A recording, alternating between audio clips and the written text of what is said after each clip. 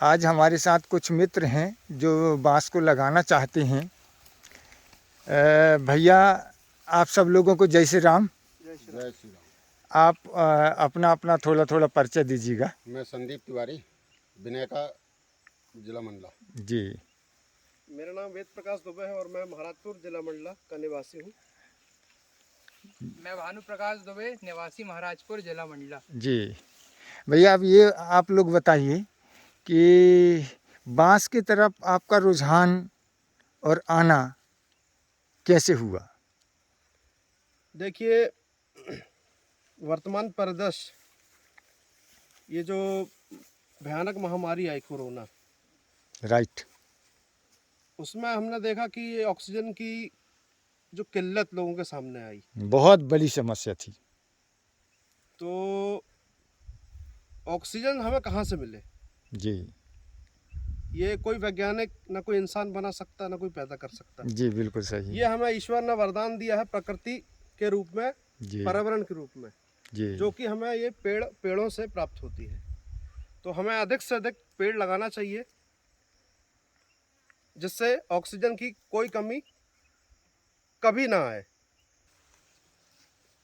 एक झाड़ से दूसरे चलिए। झाड़ की बीच की दूरी जो है कितने जाना चाहिए? भाई साहब, ऐसा है कि पौध से पौध की दूरी के विषय की बात है कि हर ज़मीन अपनी दूरियों का अलग अलग स्वभाव बताती है। जैसे किसी की ज़मीन अच्छी पानी को रोकने वाली हो और उसमें कार्बन का परसेंटेज बहुत अच्छा है, तो उसको हम 12 बाई 10 फीट में लगाएं। मतलब 12 फीट का रास्ता छोड़ें, वो इसलिए क्योंकि ये लगभग 60 फीट में बांस जाने वाला है।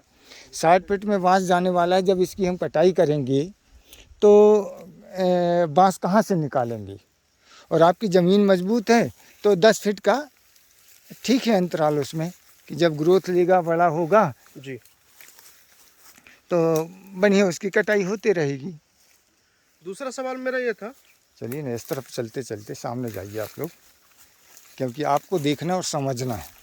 दूसरा आप प्रश्न लोगों मेरा को ये था। अपनी ज़मीन को मजबूत बनाना है और बांस में काम करना है। अच्छा, दूसरा प्रश्न मेरा ये है जी कि बैम्बू मिशन के तहत जो बांस लगा रहे हैं अपन, जी। उसमें कौन सी प्रजाति का अपन को प्लांटेशन करें और वो कितना ग्रोथ करेगा, कितने साल में करेगा, इस विषय में आपसे जानकारी चाहता था मैं। भैया, इसमें डिपेंड करता है कि आपका उद्देश्य क्या है। जी। कुछ बांस ऐसे रहते हैं कि हमको पगोड़ा बनाना है या मकान बनाने हैं।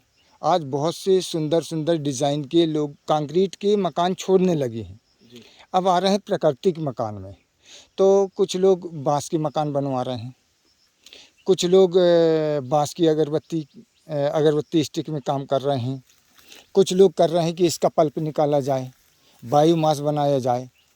तो डिपेंड करता है कि आप किस उद्देश्य में जाना चाहते हैं, या फिर छोटे स्तर में काम करते हैं, पर्यावरण बचाने का विचार है और एक अच्छी लाभ का भी विचार है। तो जितनी स्पीशीज़ का मुझे अध्ययन है, जितने बांसों की प्रजातियों के अध्ययन है, तो उससे अध्ययन में ये निकलता है कि यदि हम बालकोबा बांस लगाएं जी। तो ये बहुत अच्छा बांस है। अन्य बांस बालकोबा के अलावा जितने भी बांस हैं वो अंदर से होलो हैं, छेद बड़ा है उसका, तो उसमें वेट में कम आता है वो।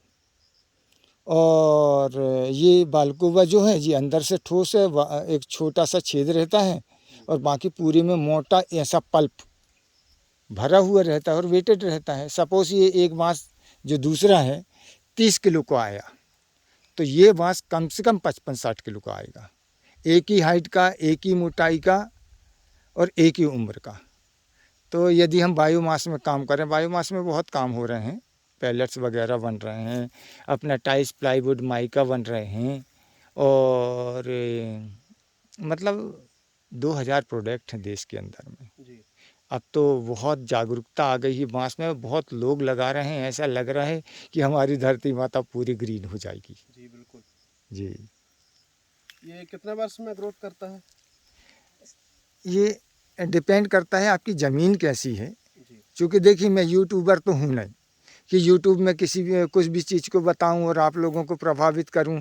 ना तो मुझे बांस बेचना है, तो मैं तो सेल्स मार्केटिंग वाला भी नहीं हूँ। मैंने जो अध्ययन किया है, लगाया है, वो निजी जीवन का, वो आप लोगों को शेयर कर रहा हूँ। डिपेंड करता है ज़मीन आपकी कितनी मजबूत है।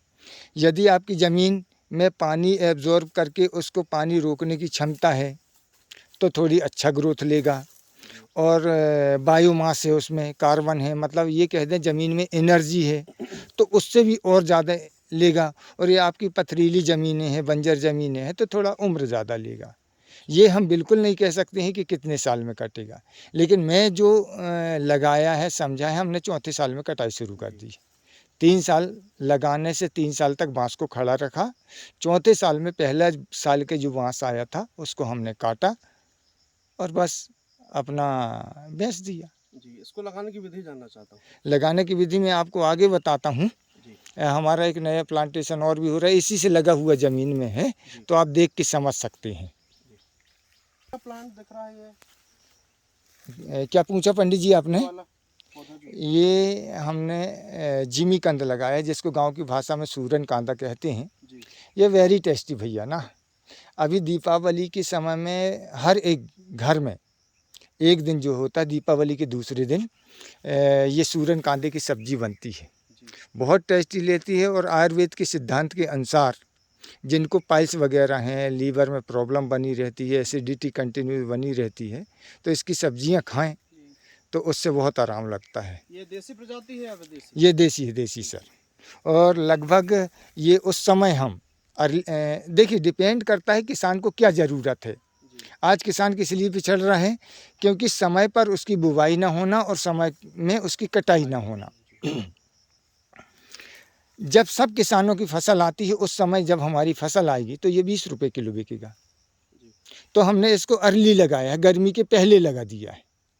और अब ये इतने लगभग 2 फीट का आ चुका है। देखिए आप गौर से, ये 2 फीट का आ चुका है।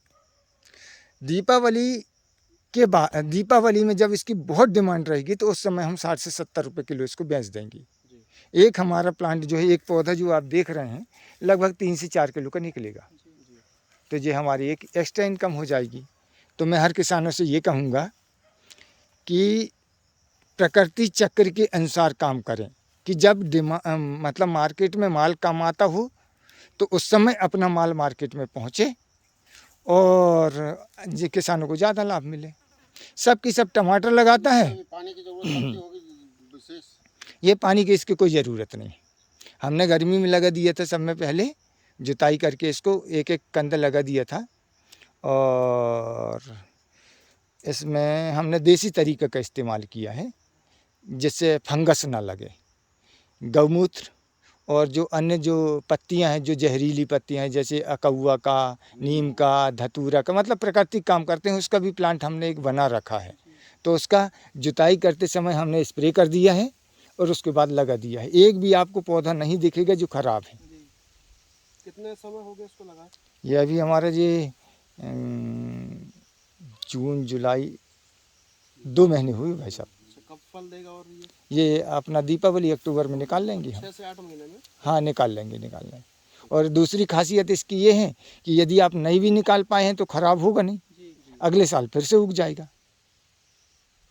अच्छा, बांस के संबंध में एक प्रश्न और है। कुछ जो है, कुछ मोटे दिख रहे हैं, कुछ दुबले पतले हैं। जी। कारण क्या है इसका? उसका एक ही है। ये वाला ये चलिए, बांस मोटे हैं, वो पतले दिख रहे हैं कुछ। जी, ये एक साथ लगे हैं या आगे पीछे कुछ हुआ है? एक ही साथ लगा है, एक ही साथ लगा है।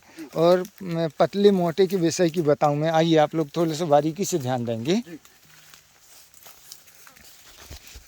जब हमने पौधा लगाया था तो ये लगाया था, ये मदर है इसका। गौर करेंगे, ये मदर है, इससे भी बहुत छोटा था। तो हमेशा इस बात का ध्यान रखें, मदर चाहे सूख भी जाए तो उसकी कटाई नहीं करेंगी, मदर की। हाँ, ये छोटा पौधा है, इसमें ना जाए कि इसकी सफाई कर दें, इसको कभी काटना ही नहीं है। क्योंकि माँ मर गई तो अन्य बच्चों को, बच्चे प्रभावित होंगे। बांस की खासियत ये होती है कि जब हमने ये लगाया था, मदर लगाया, छोटा पौधा 1-1.5 फीट का, तो उसके बाद जो दूसरा रूट निकला वो ये निकला, ये पतला निकला। आप देखेंगे गौर से, तो ये लगभग 1 इंच का निकला। दूसरा निकला उससे मोटा, तीसरा और उससे मोटा निकला, तो ये जितने नए निकलेंगे जी वो वो मोटे उतने होते हैं। मोटे निकलेंगे। अच्छा ये क्वालिटी है। हाँ, ये 9-10 साल तक आपका मोटा निकलेगा। और दूसरी प्लाट जो हमारे लगे हुए हैं, लगभग हमारा 8 इंच का डाया वाला बांस अभी तैयार है, लगा हुआ है। तो ये हर साल अपना स्वभाव बदलते रहता है कि आज 1 इंच का आया तो सपोज 2 इंच का आएगा, फिर 3 इंच का आएगा, 4 इंच का आएगा, ऐसे मतलब हर एक नया। तो 4 साल बाद जब इसको काटेंगे तो वो मोटा वाले से काटेंगे? नहीं, जो